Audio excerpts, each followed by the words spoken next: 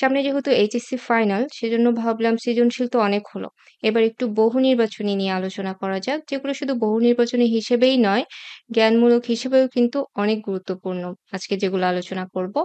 আর আজকে ঠিক করেছি অপরিচিতা, বিলাসী আর আমার পথ এই ৩ টি অধ্যায় থেকে আলোচনা হবে। আর অবশ্যই শুধু এইচএসসি পরীক্ষার জন্য না, অ্যাডমিশন টেস্টের জন্যও এই প্রশ্নগুলো কিন্তু গুরুত্বপূর্ণ। ভর্তি পরীক্ষা বলো কিংবা ফাইনাল পরীক্ষা বলো, এই প্রশ্নগুলো বারবার আসে। আর আরেকটা কথা আগেই জানিয়ে রাখি যে আজকে ৭৫ টির মতো প্রশ্ন আলোচনা হবে। তবে এগুলোই কিন্তু যথেষ্ট নয়।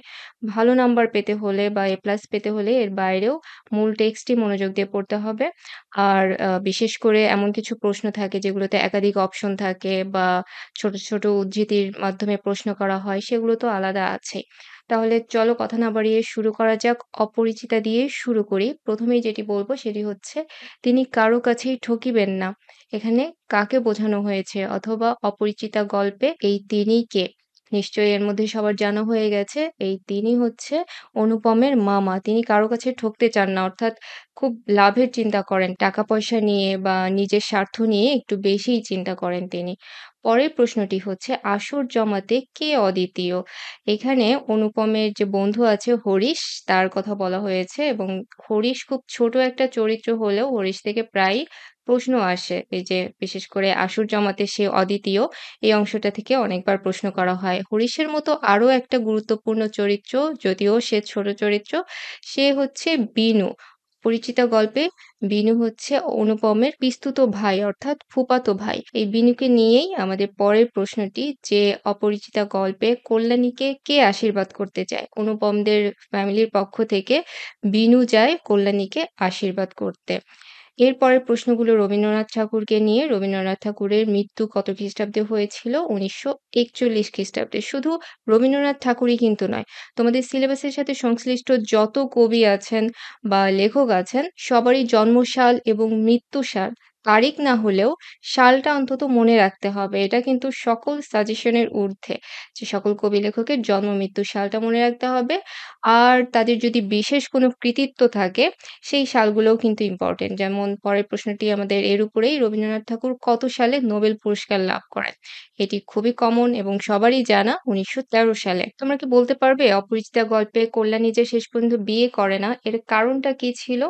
যদি বহুনির্বাচনী হিসেবে প্রশ্নটা আসে, একেক রকমভাবে অপশন আসতে পারে। তবে সাধারণত যে উত্তরটা পরীক্ষক আশা করেন সেটি হচ্ছে আত্মসম্মানবোধ অথবা আত্মমর্যাদা। অর্থাৎ কল্যাণীর ভিতরে যে আত্মসম্মানবোধ ছিল, সেটার কারণেই মূলত সে বিয়ে না করার সিদ্ধান্ত নেয়। অপরিচিতা কোন পুরুষের জবানিতে লেখা গল্প? উত্তম পুরুষ। কারণ মনে আছে তোমাদের নিশ্চয়ই যে এটি অনুপমের জবানিতে বর্ণিত হয়েছে গল্পটি এবং সে আমি হিসেবে গল্পটি বর্ণনা করতে থাকে। এটাকেই বলা হচ্ছে উত্তম পুরুষে বর্ণিত হয়েছে। আর যখন কোনো গল্প সরাসরি নাম ধরে উল্লেখ করা হয়, সেটাকে বলা হয় নাম পুরুষে বর্ণিত গল্প। কল্যাণী মাতৃআজ্ঞা বলতে কি বুঝিয়েছেন? দেশের প্রতি দায়বদ্ধতা। ঠাট্টার সম্পর্কটাকে স্থায়ী করিবার ইচ্ছে আমার নেই, এই উক্তিতে কি প্রকাশ পেয়েছে? বলিষ্ঠতা অথবা আত্মসম্মানবোধ। আর বলা বাহুল্য, উক্তিটি কার? কল্যাণীর বাবার বা শম্ভুনাথের। অপরিচিতা গল্পের কথকের নাম অনুপম। আর শেষের কবিতা কি? এটি বেশ গুরুত্বপূর্ণ একটি প্রশ্ন, কারণ নাম শুনে যদিও কবিতা কবিতা মনে হয়, কিন্তু এটি রবীন্দ্রনাথ ঠাকুরের উপন্যাস। ছেলেবেলায় অনুপমের সুন্দর চেহারা নিয়ে পণ্ডিত মশাই তাকে কোন ফলের সাথে তুলনা করতেন? মাকাল ফল। অর্থাৎ বাইরে থেকে দেখতে সুন্দর, কিন্তু তার কোনো ফল হিসেবে কিংবা খাদ্য হিসেবে কোনো গুণাবলী নেই যে মাকাল ফলের, তার সাথে তুলনা করতেন অনুপমের। অর্থাৎ অনুপমের শুধু চেহারাই সুন্দর, কিন্তু ভিতরে কোনো গুণাবলী ছিল না বা ব্যক্তিত্ব ছিল না। কাকে দেখলে অন্নপূর্ণার কোলে গজাননের ছোট ভাই বলে মনে হবে? অনুপমকে। অর্থাৎ অনুপম খুব আদুরে ছিল ছোটবেলায়, এজন্য তাকে এইভাবে তুলনা করা হয়েছে। অনুপম নিতান্তই ভালো মানুষ কেন? ভালো মানুষ হওয়ার কোনো ঝঞ্ঝাট নেই। এটা অনুপম নিজেই গল্পে স্বীকার করেছে। আত্মস্বীকারোক্তি যাকে বলে, যে তাকে সবাই ভালো হিসেবে জানে, কারণ তার আসলে যে দুরন্ত হওয়ার সাহসও কখনো ছিল না। বিনুদার ভাষাটা কেমন? অত্যন্ত আর্ট। এই বিনুদা অর্থাৎ অনুপমের যে পিস্তুত দাদা কল্যাণীকে আশীর্বাদ করতে যায়, সে ফিরে এসে কল্যাণী সম্পর্কে কিছু মন্তব্য করে। তখন বলা হয়েছিল যে বিনুদার ভাষাটা অত্যন্ত আর্ট। সাধারণ মানুষ যাকে চমৎকার বলবে তাকে হয়তো বিনুদা বলবে চলনসই। অর্থাৎ সে খুব বাড়িয়ে বলে না। এজন্য বলা হয়েছে তার ভাষাটা অত্যন্ত আর্ট। ২৭ বছরের জীবনটা বড় নয় দৈর্ঘ্যের হিসেবে এবং গুণের হিসেবে। এই প্রশ্নটাকে এভাবেও করা হতে পারে যে অনুপম যখন গল্প লিখছিলেন তখন তার বয়স কত? অপরিচিতা গল্পের মামা অনুপমের চেয়ে কত বছরের বড়? মাত্র ৬ বছরের বড়, কিন্তু তার যে অভিভাবকের গুণাবলী সেটা আরো অনেক বেশি। কোন কথা স্মরণ করে অনুপমের মা এবং মামা একযোগে বিস্তর হাসিলেন? বিষয়টা হচ্ছে কল্যাণীর গায়ে হলুদে যতজন মানুষ যাওয়ার কথা ছিল তার তুলনায় অনেক, অনেক বেশি মানুষ যায় এবং তাদেরকে আপ্যায়ন করতে বা বিদায় দিতে যে কন্যাপক্ষকে ভীষণ বিব্রত হতে হয়েছে সেইটা ভেবে অনুপমের মামা ও মা ভীষণ হাসাহাসি করছিলেন। এখানে যে তথ্যটার ইঙ্গিত দেওয়া হয়েছে যে অনুপমের মামা, মা খুব বড় মানসিকতার মানুষ ছিলেন না। অনুপমের বাবার পেশা কি ছিল? আইন, ব্যবসা আর ওকালতি। আর অনুপমের পিস্তুত ভাইয়ের নাম, যেটা আমরা আগেই আলোচনা করেছি, কল্যাণীকে কি দিয়ে আশীর্বাদ করা হয়েছিল? ইয়াররিং বা কানের দুল দিয়ে। কত বছর বয়সে রবীন্দ্রনাথ ঠাকুরের প্রথম কাব্যগ্রন্থ বনফুল প্রকাশিত হয়? মাত্র ১৫ বছর বয়সে রবীন্দ্রনাথ ঠাকুর তার প্রথম কাব্যগ্রন্থ প্রকাশিত করেন। এবার বিলাসী থেকে আমরা কিছু প্রশ্ন আলোচনা করব। প্রথম প্রশ্নটাই শরৎচন্দ্র চট্টোপাধ্যায়কে নিয়ে। বিলাসীর রচয়িতা যে শরৎচন্দ্র চট্টোপাধ্যায় কোন জেলায় জন্মগ্রহণ করেন? এটা অনেকবার পরীক্ষায় এসেছে। উত্তরটা হচ্ছে হুগলি জেলায়। আর শরৎচন্দ্র চট্টোপাধ্যায় রচিত প্রথম গল্পের নামটাও মনে রাখতে পারো, নাম হচ্ছে মন্দির। শরৎচন্দ্র চট্টোপাধ্যায়কে ডিলিট ডিগ্রি প্রদান করা হয়। এটি খুবই বিরল একটি সম্মান। এজন্য এটি মনে রাখতে হবে। শরৎচন্দ্র চট্টোপাধ্যায়কে ডিলিট ডিগ্রি প্রদান করা হয় ১৯৩৬ সালে। মৃত্যুঞ্জয়ের কোন ক্লাসে ওঠার খবর কেউ পায়নি? সেকেন্ড ক্লাসে। তার মানে মৃত্যুঞ্জয় কোন ক্লাসে পড়তো? থার্ড ক্লাসে। তোমাদের কি মনে আছে থার্ড ক্লাস মানে এখনকার কোন ক্লাস? ক্লাস 8। অর্থাৎ মৃত্যুঞ্জয় ক্লাস 8 এ পড়তো, তখনকার থার্ড ক্লাসে পড়তো এবং সে কখনোই সেকেন্ড ক্লাসে উঠতে পেরেছে বলে কেউ শোনেনি। গ্রামের এক প্রান্তে মৃত্যুঞ্জয়ের কিসের বাগান ছিল? আম কাঁঠালের। মূলত এই আম কাঁঠালের বাগান থেকেই মৃত্যুঞ্জয়ের অর্থ উপার্জন হতো। মৃত্যুঞ্জয়ের বাগানের অর্ধেক অংশ কে নিজের বলে দাবি করতেন? মৃত্যুঞ্জয়ের যে খুড়া ছিল বা চাচা, বাবার ছোট ভাই, সে ওই বাগানের অর্ধেক অংশ নিজের বলে দাবি করতেন, যদিও এটি মিথ্যে দাবি। মৃত্যুঞ্জয় কেন নিজে রান্না করে খেত? কারণ তার আপন বলতে কেউ ছিল না। মৃত্যুঞ্জয়কে সেবা যত্ন করে কে যমের মুখ থেকে ফিরিয়ে এনেছে? বিলাসী। আর বিলাসী হচ্ছে সাপুড়ের মেয়ে। কে অনেকদিন মৃত্যুঞ্জয়ের মিষ্টান্নের সৎ-ব্যয় করেছে? ন্যাড়া। মৃত্যুঞ্জয় যখন অসুস্থ হয় তখন ন্যাড়ার মনে হয় যে সেও তো অনেকের মতো অনেকদিন মৃত্যুঞ্জয়ের টাকায় খেয়েছে, মিষ্টি খেয়েছে বা এটা সেটা খেয়েছে, সেজন্য বলা হয়েছে মিষ্টান্নের সৎ-ব্যয় করেছে। ন্যাড়াকে পথ এগিয়ে দিতে যাওয়ার সময় বিলাসীর উদ্বেগের কারণ কি ছিল? অর্থাৎ বিলাসী কেন ন্যাড়াকে শেষ পর্যন্ত পথ এগিয়ে দেয়নি, যদিও সে বুঝতে পারছিল যে ন্যাড়া অন্ধকারে যেতে ভয় পাচ্ছে। কারণ হচ্ছে মৃত্যুঞ্জয় অসুস্থ অবস্থায় ঘরে একা ছিল। সে কারণে বিলাসী ভরসা পায়নি মৃত্যুঞ্জয়কে একা রেখে ন্যাড়াকে পথ এগিয়ে দিতে যেতে। বাবুরা আমাকে একটিবার ছেড়ে দাও। বিলাসী কেন একথা বলেছিল? রুটিগুলো ঘরে দেওয়ার জন্য। কারণ তার মনে হয়েছে যে রুটিগুলো যদি এখন মৃত্যুঞ্জয়কে না দিয়ে আসে তাহলে সেগুলো বাইরে শিয়াল কুকুরে খেয়ে ফেলবে। মৃত্যুঞ্জয়ের অমার্জনীয় অপরাধ বলতে বোঝানো হয়েছে বিলাসীর হাতে ভাত খাওয়া। বিলাসীকে বিয়ের পর সবাই অনেক ক্ষেপে যায়, কারণ হচ্ছে মৃত্যুঞ্জয় উঁচু ঘরের সন্তান আর বিলাসী হচ্ছে সাপুড়ের মেয়ে, নিচু জাতের মানুষ। তার হাতে ভাত খাওয়াটা অন্নপাপ। মাঝে, মাঝে আমাদের গুরু শিষ্যের সহিত বিলাসী তর্ক করিত। এ কথাটি কি বিষয়ে বলা হয়েছে? শিকড় বিক্রি। অর্থাৎ ন্যায়রা যখন সাপুড়ে হয় মৃত্যুঞ্জয়ের সাথে, তখন তারা শিকড় বিক্রি করতে চাইতো। কারণ শিকড় বিক্রি হচ্ছে সাপুড়েদের অন্যতম লাভের ব্যবসা। যদিও ওরা জানে যে এই শিকড় কোনো কাজে লাগে না। তো এইটা নিয়ে বিলাসী ওদের সাথে তর্ক করত। কারণ বিলাসী এটা একেবারেই মেনে নিতে পারত না যে এভাবে শিকড় বিক্রি করে মানুষ ঠকিয়ে পয়সা উপার্জন করতে হবে। বিলাসী কিভাবে আত্মহত্যা করে? বিষ পানে। তার ঘরে যে সাপের বিষ ছিল সেই সাপের বিষ পানেই বিলাসী আত্মহত্যা করে। আর তার আত্মহত্যার কারণটা ছিল স্বামীর শোক। মৃত্যুঞ্জয় যখন সাপের কামড়ে মারা যায় তখন সে স্বামীর অপমৃত্যুর এই শোকটা সহ্য করতে পারেনি। সেজন্য সে আত্মহত্যা করেছে। সরস্বতী খুশি হইয়া বর দিবেন কি? এখানে কাদের বর দেবার কথা বলা হয়েছে? ছাত্রদের। আর এই কথাটা বলা হয়েছে যে ওই সময় ছেলেরা এত কষ্ট করে স্কুলে যেত, ২ ক্রোশ বা ৪ মাইলেরও বেশি পথ হেঁটে যেত, আবার একই পথ তারা স্কুল শেষে হেঁটে আসতো।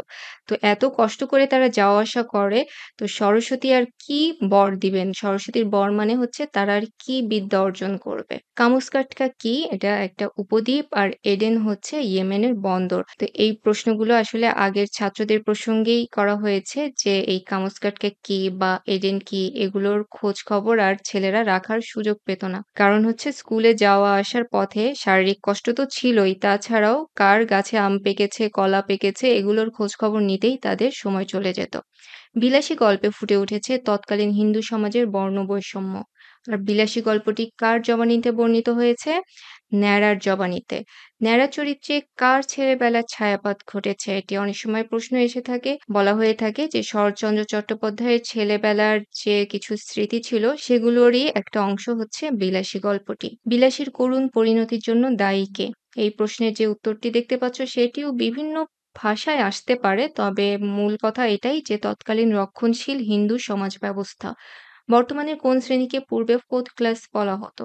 ৭ম শ্রেণীকে। এটি আমরা আগেই আলোচনা করেছি যে 3rd ক্লাস যদি ক্লাস 8 হয় তাহলে 4th ক্লাস অবশ্যই ৭ম শ্রেণী। সাপুড়েদের সবচেয়ে লাভের ব্যবসা কোনটি? শিকড় বিক্রি করা। আর প্রত্নতাত্ত্বিক অর্থ হচ্ছে পুরাতত্ত্ববিদ। মৃত্যুঞ্জয় কোন বংশের ছেলে? মিত্তির বংশ। এবারে দেখা যাক আমার পথ প্রবন্ধে কোন প্রশ্নগুলো সবচেয়ে বেশিবার আসে পরীক্ষায়। প্রথমেই আছে আমার পথ প্রবন্ধ অনুসারে ভুলের মাধ্যমে সত্যকে পাওয়ার উপায় হলো নিজের ভুল স্বীকার করে নেওয়া, অর্থাৎ নিজের ভুল স্বীকার করে নিলেই এর মাধ্যমেই সত্যের দেখা পাওয়া যায়। আমার পথ প্রবন্ধে প্রাবন্ধিক নিজের পরিচয় দিয়েছেন কি হিসেবে?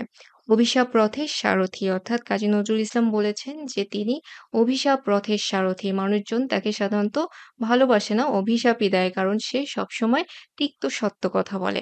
আমার পথ রচনায় কাজী নজরুল ইসলাম কিসের চেয়ে অহংকারকে ভালো বলেছেন? মিথ্যা বিনয়। এটি খুব গুরুত্বপূর্ণ একটি প্রশ্ন। তিনি বলেছিলেন যে মিথ্যা বিনয়ের চেয়ে অহংকার ঢের ভালো। গান্ধীজির শেখানো নিজের উপর অটুট বিশ্বাস বলতে আমার পথ প্রবন্ধে কি বোঝানো হয়েছে আসলে? আত্মজাগরণ। এই উত্তরটিও বিভিন্ন ভাষায় থাকতে পারে, যে আত্ম উপলব্ধি বা নিজেকে জানো। ভাষাটা যাই হোক তোমাদের মনে রাখতে হবে যে আত্মজাগরণই আসলে বোঝানো হয়েছে, যে গান্ধীজি যে বলেছিলেন যে আমি আছি, এর মাধ্যমে আসলে আত্মজাগরণ বোঝানো হয়েছে। আমার পথ প্রবন্ধ অনুসারে আমরা পরাধীন যে কারণে স্বাবলম্বনহীনতা, অর্থাৎ আমরা নিজের উপরে যে ভরসা করতে পারি না, কাজী নজরুল ইসলাম মনে করেছেন যে এটাই আসলে আমাদের পরাধীনতার প্রধান কারণ। আমার পথ প্রবন্ধে লেখকের কর্ণধার কে? নিজে। প্রবন্ধের একদম শুরুতেই এই কথাগুলো আছে যে কাজী নজরুল ইসলাম বলেছেন যে আমার কর্ণধার আমি নিজে। কর্ণধার মানে হচ্ছে নেতা। অর্থাৎ তিনি নিজেই নিজের নেতা ছিলেন। ড্যাশকে চিনলেই আত্মনির্ভরতা আসে, অর্থাৎ কাজী নজরুল ইসলাম কাকে চেনার প্রতি জোর দিয়েছেন? আত্মাকে চিনলে, অর্থাৎ নিজের ভিতরের সত্তাকে চিনতে হবে। কাজী নজরুল ইসলামের প্রবন্ধ গ্রন্থ কোনটি? অর্থাৎ এখান থেকে যেকোনো একটা থাকবে অপশনে, আর বাকিগুলো অন্য নাম থাকবে। তো যাই হোক প্রবন্ধ গ্রন্থগুলোর নাম ৪ টাই মনে রাখো। কারণ দেখা যায় যে এই ৪ টাই কখনো না কখনো এসেছে। যুগবাণী, দুর্দিনের যাত্রী, রুদ্রমঙ্গল আর রাজবন্দির জবানবন্দি। এই ৪ টি হচ্ছে কাজী নজরুল ইসলামের প্রবন্ধ গ্রন্থ।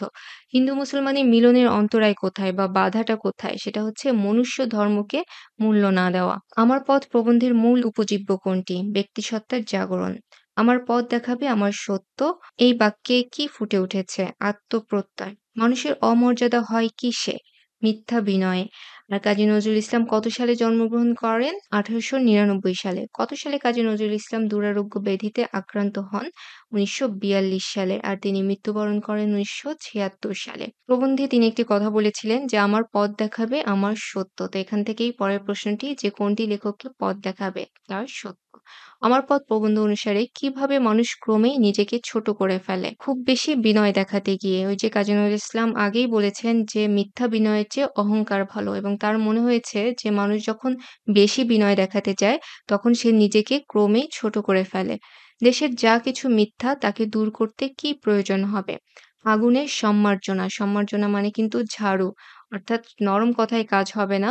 তাকে আগুনের তৈরি ঝাড়ু দিয়ে দেশের যত কিছু মিথ্যা আছে বা অপবাদ আছে, কুসংস্কার আছে সবকিছুকে আগুনের ঝাড়ু দিয়ে দূর করতে হবে। কোনো ভুল করেছেন তা বুঝতে পারলেই প্রাবন্ধিক কি করবেন? তার ভুলটা স্বীকার করবেন। অর্থাৎ নিজের কাজের পক্ষে তর্ক করবেন না। তিনি মনে করতেন যে ভুল স্বীকার করার মধ্যে দোষের কিছু নেই, বরং ভুল স্বীকার করার মাধ্যমেই সত্যটাকে পাওয়া যায়। আমার পথ প্রবন্ধে লেখক কাকে সালাম জানিয়েছেন? তার সত্যকে। ওই যেখানে আছে যে আমার পথ দেখাবে আমার সত্য, তার পরের লাইনটাই হচ্ছে সেই সত্যকে তিনি সালাম জানিয়ে এই লেখাটা শুরু করছেন। আমার পথ প্রবন্ধটি কোন প্রবন্ধ গ্রন্থ থেকে নেওয়া হয়েছে? রুদ্রমঙ্গল।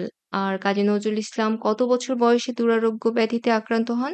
৪৩ বছর বয়সে। অর্থাৎ মাত্র ৪৩ বছর বয়সেই তার যে সাহিত্যকর্ম, তার যে সাহিত্য জীবন সেটা থেমে যায়। এরপরে তিনি আর কোনো কথা বলতে পারেন না বা লেখালেখিও করতে পারেন না। কুহেলিকা কোন ধরনের রচনা? কাজী নজরুল ইসলাম রচিত উপন্যাস এটি। মিথ্যা বিনয়ের চেয়ে কোনটি অনেক ভালো? অহংকারের পৌরুষ, যেটা আগে অন্যভাবে আমরা দেখেছি। কোনটি লেখককে বিপথে নিয়ে যেতে পারবে না? রাজভয় এবং লোকভয়। আবারও বলছি যে এই ৭৫ টি প্রশ্নই কিন্তু শেষ নয়। তবে এটা বলতে পারি যে এখান থেকে অনেক বেশি কমন পাবে তোমরা। কাজেই ফাঁকিবাজি করতে চাইলেও অন্তত এই ৭৫ টি প্রশ্ন যেন একটিও বাদ না যায়। তাহলে আজ এ পর্যন্তই। সকলকে ধন্যবাদ।